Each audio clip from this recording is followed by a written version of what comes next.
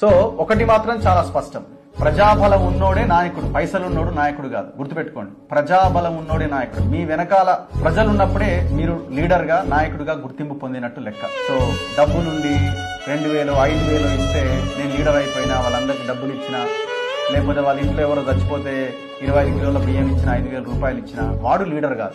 ఆలోచించారు. ప్రజలకు అందుబాటులో ఉన్న వాళ్ళు, పైసలు పంచకుండా గెలవాలి అనుకుంటున్న వాళ్ళు, ప్రజా సేవ చేయాలనుకుంటున్న వాళ్ళు, ప్రజలు కూడా ఆలోచించాల్సింది అట్లాంటి నాయకులను ఎన్నుకునే ప్రయత్నం చేయండి. మనం ఈ గ్రామాలని మనం బాగు చేసుకున్నప్పుడే రాష్ట్రం బాగుంటది, దేశం బాగుంటది. ఏ మాత్రం మనం ఇక్కడ తప్పటడుగు వేసినా నీ గ్రామమే బాగాలేనప్పుడు నీ రాష్ట్రం ఎట్లా బాగుంటుంది, నీ దేశం ఎట్లా బాగుంటుంది? దయచేసి ప్రజలారా ఆలోచించండి. ఈ పైసలు తీసుకుని మనం ఓటేయొద్దు. దయచేసి వాడు ఇచ్చే నోటుకు అమ్ముడు పోవద్దు. వాడు నోటిస్తే వాడి ముఖాన్ని కొట్టండి. ఈ తాగుడు మనకొద్దు. ఈ తాగుడు మొత్తం కల్తీనే. దయచేసి ప్రజలంతా ఆలోచించి మంచి నాయకుడిని, మంచి ప్రజాసేవ చేసే ఒక లీడర్ని